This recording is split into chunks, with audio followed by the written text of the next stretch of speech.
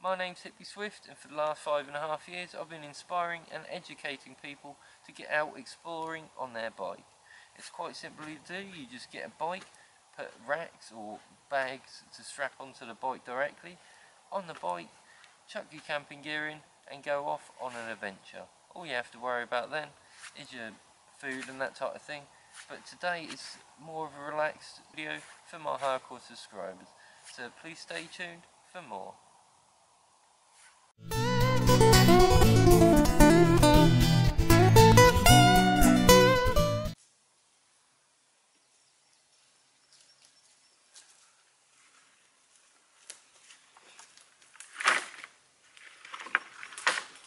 Hello everyone, hope you're doing alright today. Best day of the year, it's absolutely beautiful. Always handy to have a nice pair of leather, or in this case fake suede gloves, just for the outdoors, plus you don't get mucky hands, so coming through the gloves.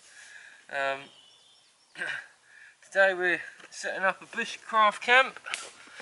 As you can see, I've been making a little point on this post, just cut a big dead fallen tree in half, and that'll do absolutely ideal for resting another bigger pole on, or sink it in about half a foot, or about 8-10 inches type thing, just over half a foot into the ground, and then my bigger main pole that you see over here, this big old beast, and sit on there. We'll strap that up. So how I'm actually going to attach the wood together is I'm going to cut grooves in each of them, drill a hole with a manual hand drill straight through both bits of wood. Both timbers are not that fat really, they're only about 4 or 5 inches at the most, except for that one, but I'll cut a slice out of that bigger one, put this one in the middle, and then put a couple of pegs through.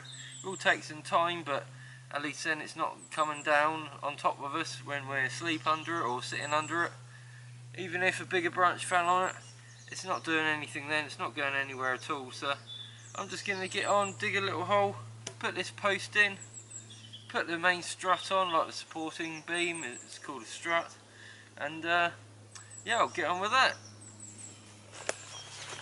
Right, now what we've got to do is we've got to dig a hole. I always like to make a digging stick with like a spade thicker end, and I cut a nice little sharp point, but still so it's strong, about the size of your thumb type thing, all the way around, and just get a nice little start going, and then with your spade side you can just undig it, I love it. Right, that should be, oh my god, that's why you wear gloves, plus sharp flints, you don't cut your fingers off. Yeah, that'll do for a hole. Don't have to be too deep, just like I say, 8-10 inches deep. I'm supporting it via this little bit of live growth, quite a strong little tree branch really coming off the side of that other bigger tree. So yeah, then we'll stick this big log on the side of it. I don't know if you can see it from here, but I'm actually just going to lean this bigger log in between some tree branches up there, cut a couple of notches out the side of this, the other side, other end, so it just sits in the tree a bit better, and then when the tree grows it'll actually just push this log up rather than growing around it and trapping this log, rotting it out or anything like that. So yeah, I'm going to get on with putting this post in, putting this on top of it and seeing what it looks like. Right, so now I'm just cutting a little wedge. I'll cut down that way and cut a little triangle to near enough the centre of the wood, just so this resting support beam can lean against the tree efficiently and hold its place quite snugly before we clamp this round with a few bits of twine or something like that. So I'm just smoothing the edges off now, just to make sure it's not going to rot out too quickly and there's nowhere for water to sit type thing. I've been a tree surgeon for quite a long time, and pine really rots fast, so you have to go very careful if you're using it as a building material, unless it's been treated or anything like that. It's a good tip to, when you're doing this, just to use your foot to turn it over slightly instead of using your wrist. Because when you're using an axe all day long like I do sometimes, or even for a couple of hours, your wrists can feel the impacts and that, even on whittling away small objects. So just use your foot and use the natural swing of everything instead of moving your whole body and your wrists. Just saves your wrist a couple of years, and you'll thank yourself later when you don't have arthritis.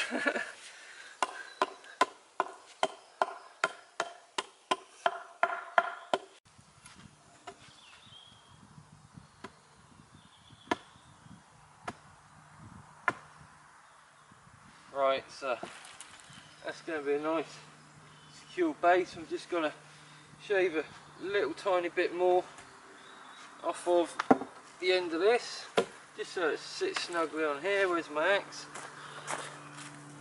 So I'll just do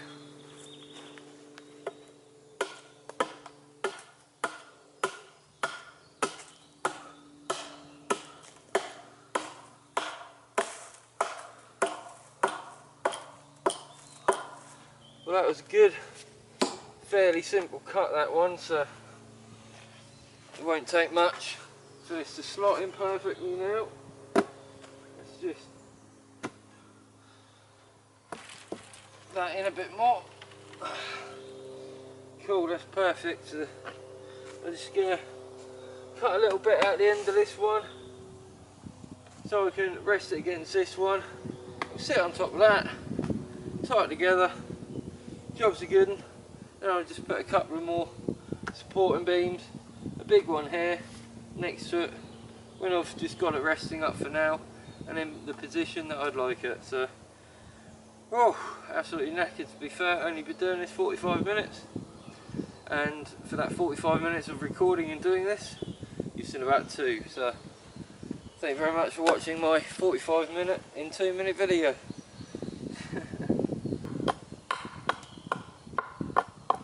At this point I always just like to clean up any sharp sticks that's protruding from your supporting post.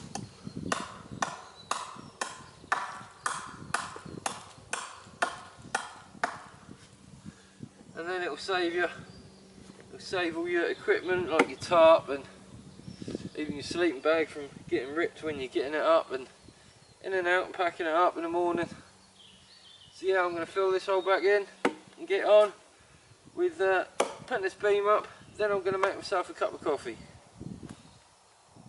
The same principle applies to the bigger bits of wood. Just make sure there's nothing protruding to snag up your tarp or anything like that. It's not necessarily these bigger bits or the thicker bits. It's the really small bits, the really small twigs that you want to get most of all like that. These little tiny bits. Because those pinprick holes in your tarp or basher, whatever you want to call it, you're just going to get wet, aren't you, effectively. So just make sure they're all off and nice and smooth.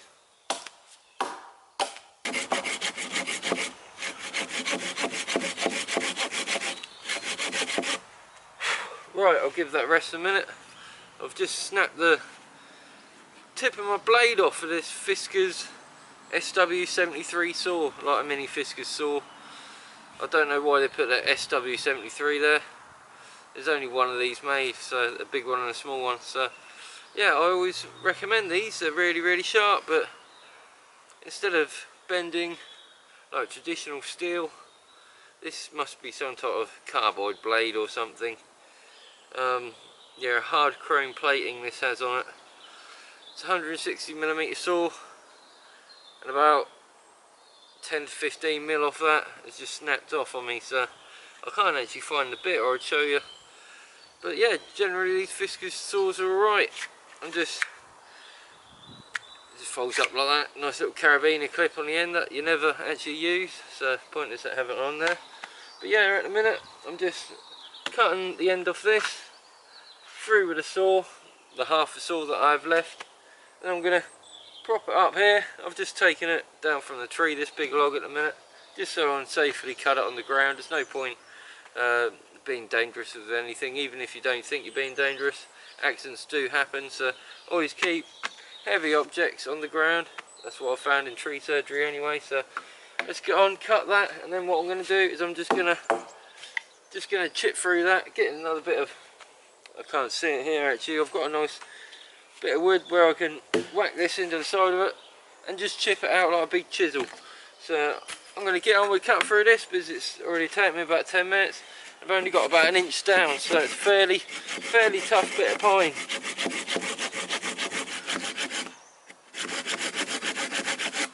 Right, that's nearly a third of the way through. That's going to do me fine. I'll put my extra light saw over here. Well, it's definitely extra light now. It's missing half the bloody blade, so fucking useless thing.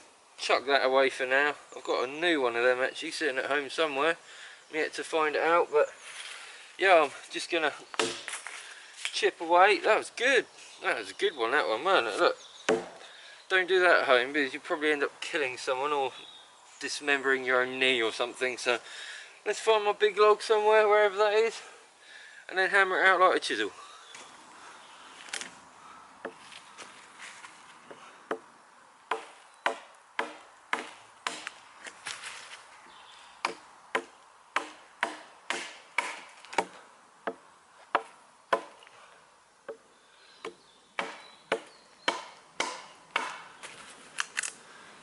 While I'm hammering this out, I'm just going to keep all these little bits dry because it's a really hard, dense wood and they will take a spark really easily. Just whittle it down into feather sticks, or even if you just want to, call that is tough, I can't even snap that. Even if you want to just make little tiny bits of kindling like that, you can just make all these little bits just to start your fire off with. So I'll put them aside just for now, nice and dry, so I can use them later to start my start the fire that I'm going to be brewing my coffee with.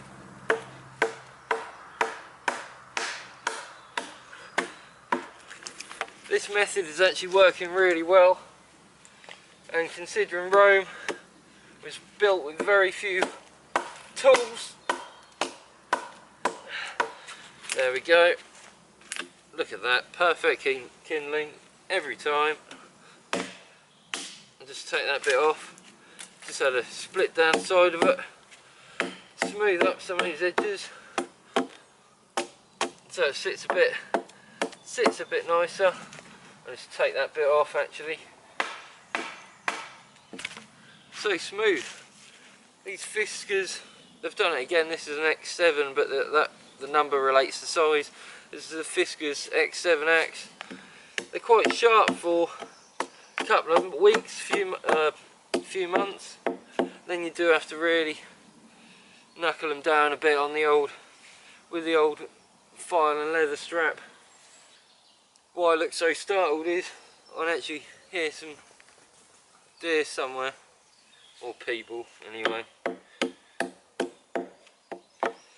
People walking about.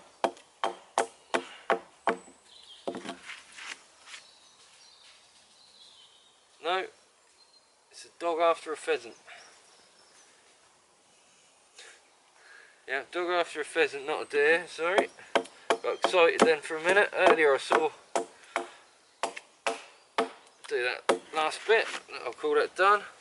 Earlier on today, when I just got here, this is my woods, I own it, I saw there's about 10, 13, 14 deers, mainly little baby ones, all running around. So it's really nice to see that when you're out in the woods, and you can't see that when you're sitting at home on YouTube, can you? Well, you can just look it up, but what's the fun in that, eh? Lovely day, so you might as well get out. Just a couple of little bits.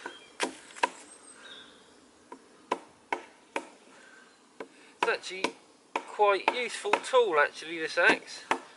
For the size of the thing, you wouldn't think much of it, but it's actually quite a good little axe, this X7. I think it's the smallest one, or second smallest one you can get.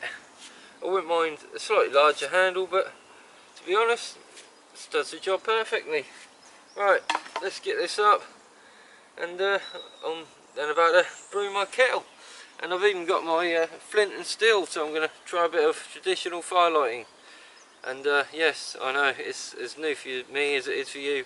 I used to be into bushcraft and survival and all that la-di-da when I was a kid, and that I never really had a chance to use it being an adult, you know, with especially with work and that type of thing. So yeah, anyway.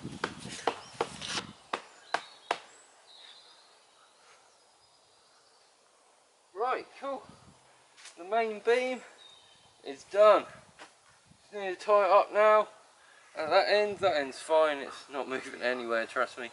And yeah, then we're going to get started on the back ring. And didn't mean to say it like that. It's just how it come out. Next, we're going to get started on the side walls and the rear canopy to meet up with this big main strut. Strutting. Right, so we got the main head beam in. That end is to stand where it is, and this end I've actually moved along a bit to the cut. The cut end is actually facing the big stump of the big tree, and this smaller tree that's growing off the stump of the bigger tree is actually being held back in a minute by this bit of cordage. I'll just show you the knots I've used for that, because it's very effective knots and they're very easy to do. Right, so what I did is I wrapped the cordage around the tree nice and tight. I've actually pre-cut a little groove into this knobbly bit on the side of this pine tree just for this situation in hand now. So just wrap around a couple of times, and then you want to create a little knot like that, so the overlap is towards you. When you put it over, then you can pull it tight. I always like to hold it still at the back end, just so I can get a nice tight grip. With it being quite tight still, just go back round, one more turn, put another half hitch in, and I always like to go over the original half hitch so it locks everything in nice and tightly. So that's a good little knot to learn. Right, so for a hangman's noose knot, all you need to do is get your bit of string. This is just a very basic, very simple knot for making a slip knot. So what you want to do is just loop it over your hands like that. And this is, I'm doing it the wrong way around for myself currently, just to show it on camera. So it's not going to be the most easiest of things. Then you go. I normally do 5 times with proper paracord, but with this stuff it doesn't really matter because it's just cheap stuff and it pinches together anyway. So just make sure that's nice and snug up. That's a nice little knot that won't ever come undone. It's very similar to a hangman's noose, though on a hangman's noose this tag end actually goes back under this main one and comes out the bottom right in the centre, and you cut that off and you can't see the knot, and that's how they do that.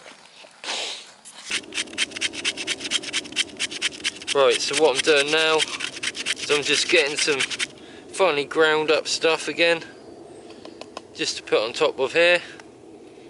But yeah, pretty much I've got some thick brown paper, I've got some dry moss, some dry wood chips, which is like sawdust out from a chainsaw type thing. I've got some synthetic down, like polyester I believe, from out of a sleeping bag, an old sleeping camping pillow actually I think it was. I've also got this fluff out of my friend's tumble dryer, so let's see actually what one lights better. First off, we're going for the traditional bushcraft stuff. We'll start off with a bit of wood and everything mixed in. What can hold a flame itself.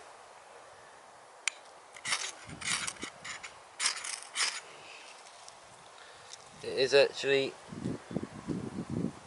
nope, let's try twice more. There's 8 goes, a little bit of smoke and it went out, so I had 8 with that and it didn't light. Let's try with the moss.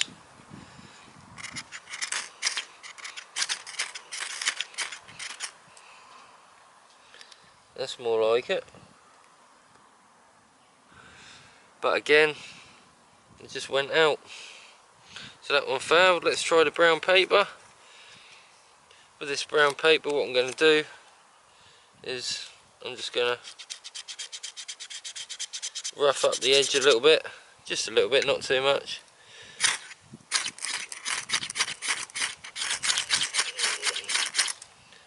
And as predicted, it didn't really do much. Right, let's try the synthetic down. Let's try that.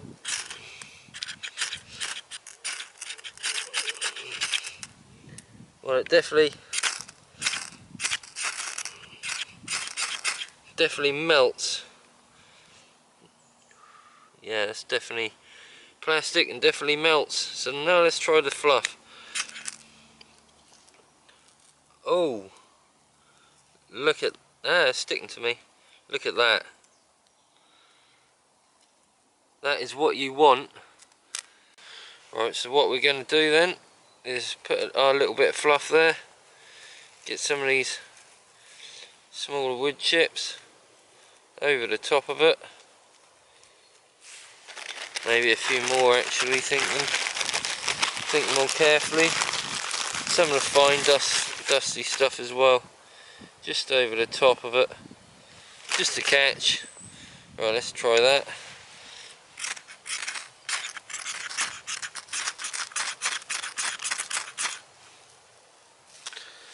Well, it's catching, which is good to see. And it's just gone out straight away. Don't know what I'm doing wrong here. I'm doing anything wrong or right, tell me.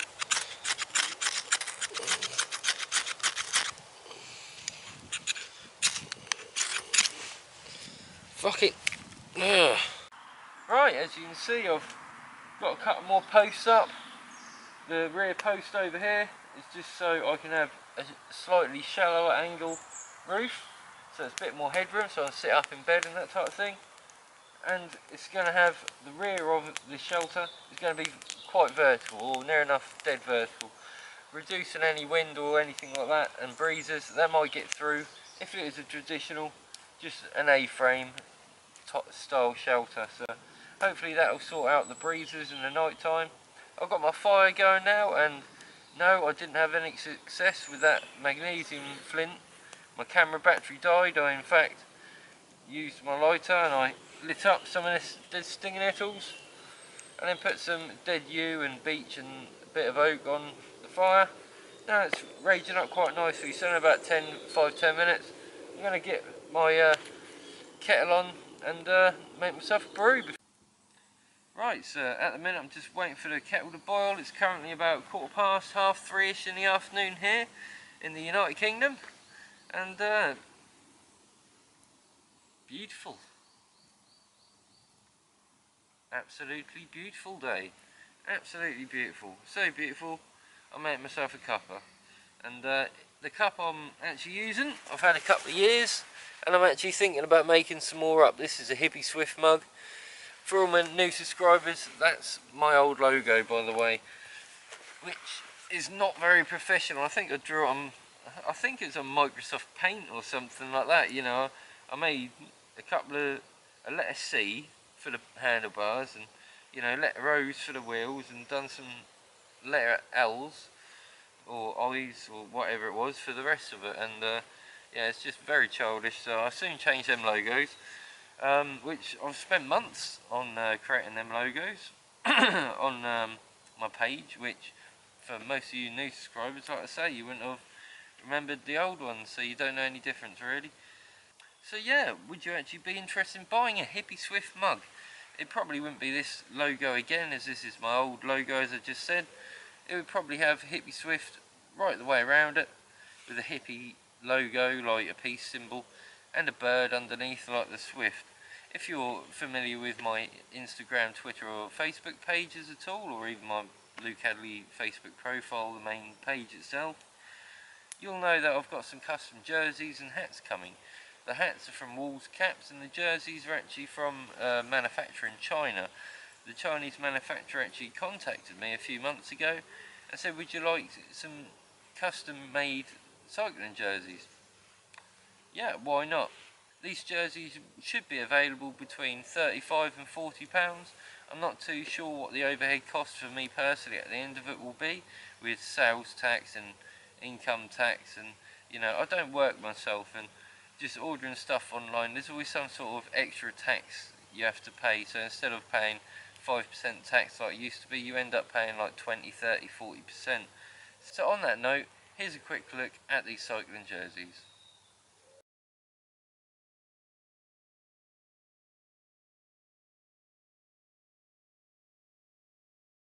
I think they look absolutely brilliant. What do you think? Leave it in the comments box below.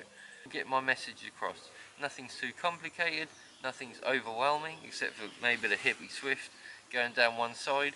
But that looks smart at the front, and it's a bit of an advert for my YouTube and Facebook pages on the rear of the shirt itself. So if you like one of these jerseys, please contact me either in the comments below or on Facebook, Instagram or Twitter. If the jerseys sell out well, then I'll order about 40 to 50 more, and then the price will drop even lower as I'm ordering a bigger quality. By buying one of these products off me and my own merchandise, you are directly helping me, as I don't have a job and I'm not on benefits of any kind at all.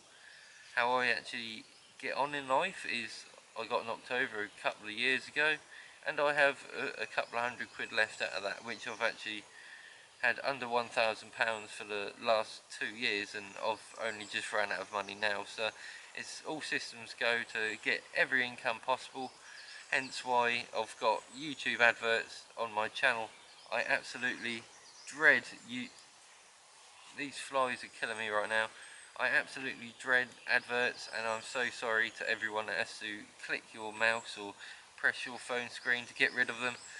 I am a little bit sorry, but at the end of the day, to be absolutely honest, $35 a month is a ridiculously low amount of income from Google AdSense, which is directly the YouTube adverts. $35 a month, that's like 26, 28 quid a month in pounds, United Kingdom pounds. This is not sustainable. I would love a full-time career in doing what I do, and I could produce 5 days a week of 5 top quality videos on top of my new series that I've coming out later in the year. It was actually meant to be last year, this series, but just Christmas got on top of me, everything got on top of me. It's still going ahead, so don't worry about that. I've got quite a lot of sponsors. You'll notice in my videos now I'll be uploading some review videos. I've actually partnered up with a company called GearBest, and gearbest.com is an online retailer, more or less, which specialises, my bike's the other end of the camp where I would have shown you, but all of the bags that I have on my bike, and even the Topeak seat packs and the Roswell seat packs and all the bike packing gear, gearbest.com has all that on it, and they're only 20 quid cheap bags anyway, the same price as eBay.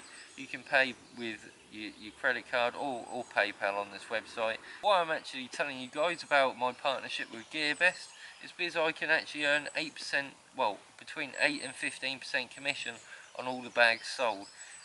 These bags are identical to ones I use, and I can vouch 100% for, or I wouldn't use them myself, would I?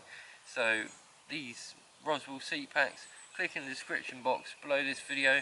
There is a slight problem with GearBest, of course. The links, once you click on them from the description box below this video, you'll actually go straight to the Roswell seat pack, so you'll have the bike bag there in front of you. If you navigate away from that page and then go back to the bag in question and then buy it, I won't actually get commission from there. So if you actually go through the link and keep on that page that it directly takes you to, then I can get commission from that. So thanks to everyone who does click my links and buy stuff. I get 8 to 15% commission. It doesn't come from you, it comes from the company itself. So that would be great if you'd help me out by buying stuff through these links. My camera battery's now about to die. I'm going to get brew on, get that mixed up nice and gently, and yeah, then we're going to set the tents up. Right, it's about 5:15 in the evening. It's now starting to get dark. The sun has already set over Ipswich way. We're more towards the coastline, towards Felixstowe here, where I am now. And yeah, you see behind me I've got the tent set up. Everything all ready to go for tonight. I've packed all my tools and that up now. Oh, I think it's good just to listen to the birds, just for 5 seconds.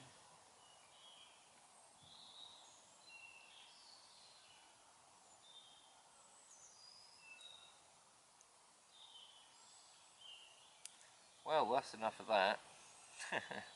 Let's yeah, the coffee was absolutely minging. It's good just to get out of the house, have a general chit chat with you guys that follow me on YouTube and all the other social platforms. To me it's just lovely to get out and have a little chit chat with all of you lot. Sit, admiring the wonders of nature. That coffee was absolutely horrible, by the way. I'm not quite sure when the sell by date was on this, but it must have been years ago because it's been sat in there a good 2 years at least. Right, so just put some wood on the fire. Starting to get some bigger bits of wood to put on now.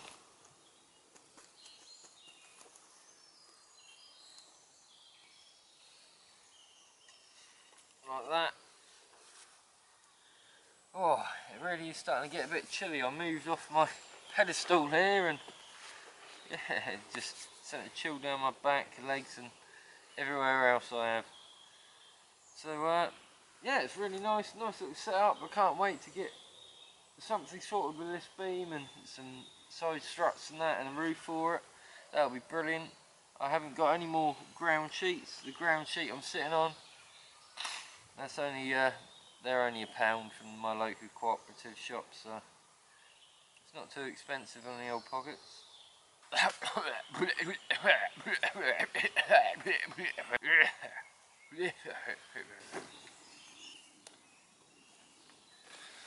Right, I'm all set up. Oh, getting a bit chilly now. Fire's all nice and hot. Well, nice and warm. I'm a bit far away from it actually now. To be fair, it's getting pretty damn cold. I'm gonna nip down the local fish and chip shop or kebab house or something and just get a portion of chips or something like that. A good source of carbohydrates for tomorrow cycling, and then come back here and probably hit the hay, if you will. So just go to sleep more or less straight away when I get back here from eating whatever I choose to eat tonight. One more thing is, I would actually like to start up a website in about 4 to 5 months. I'd like to start selling mugs, if you fancy buying my mug, and every little helps and all that. Also, I could sell on this site cycling jerseys and that type of thing, and affiliate links. Plus, the main point of the website is to categorise all of my content in one place to rank it better on Google. A lot of my videos, like my bike packing gear and Dan Life bicycle touring videos that have gone like semi-viral, somewhere, and semi-viral videos, they rank on Google in like 2nd and 3rd place, some of them, on a couple of them. So I'm doing really well on a couple of videos in Google rankings, and a lot of people find me that way. But I really do need to start getting myself out there a bit more. I'm not quite sure what I could actually do as a job in what I do, you know. To be fair, there's several routes I could go about it.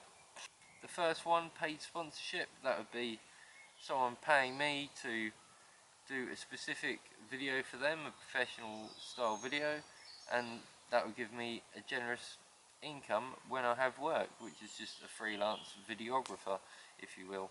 The other kind of paid sponsorship would be Savello or Trek type thing, a big major brand paying me a full-time wage to create videos for them. They would be my main sponsor, and I could create videos and put their logos at the beginning or end or both of all of my films and that, which is probably the better way of doing it for myself, because I don't have to do much.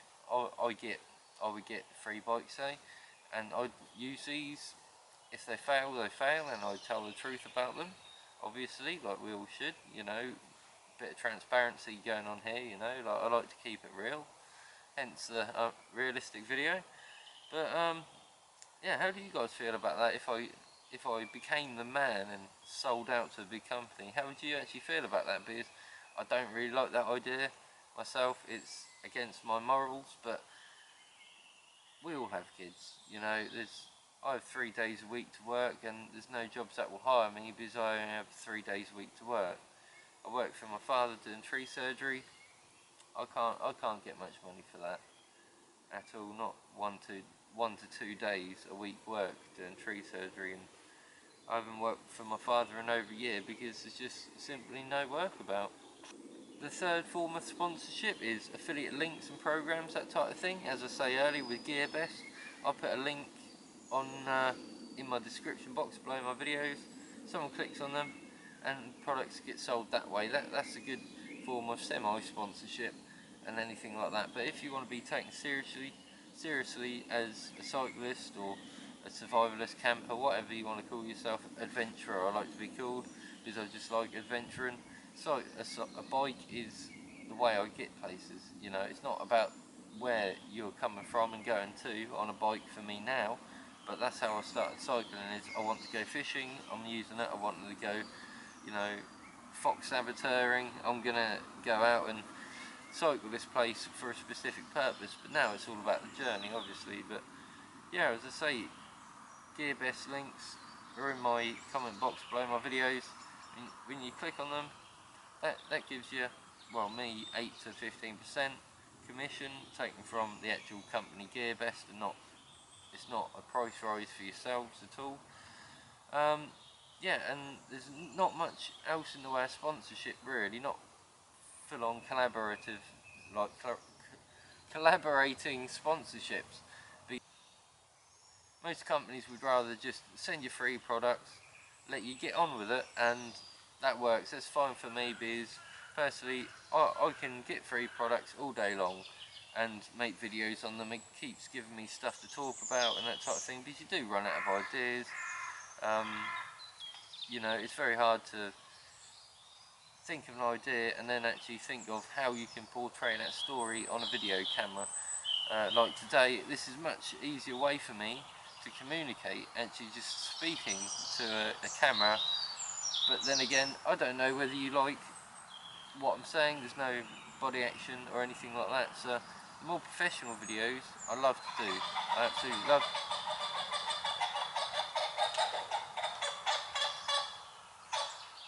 Mr. Pheasant over there getting a bit pheasanty.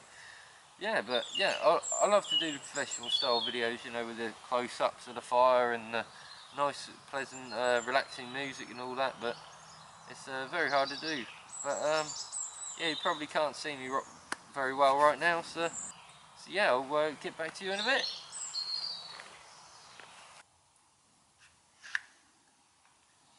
Right, I've just packed away my ultralight saw and my Fiskars X. Now I can chill out for a bit. I've got the old sealskin gloves on. Don't know if Kenny's going to come or not, not too sure about that, but it doesn't matter either way. I've had a good old day in the woods. It's been a lovely warm day today. Bit chilly now, my feet are freezing, well my toes are absolutely freezing, but I'm coping with that because I'm a cyclist. I'm used to it, unfortunately. It's not a good thing to say, but it's true. So I've just got back. I've just had some fish and chips, my favourite, and yeah, it's getting pretty cold, so I've just blown up my inflatable sleeping mat because it doesn't self-inflate like it should. For some weird reason, it might just be me because it happens with all of my mats. It's up there somewhere. But yeah, I'm going to jump in my tent and go to sleep. If you'd like to see some bike packing adventures, click up the top. If you want to see a random video, click down the bottom. Till next time, stay safe and I hope you find peace. Yeah, if you want to see some gliding action, click up the top. If you want to see I don't fucking know action, click down the button. But beware, it's hardcore shit.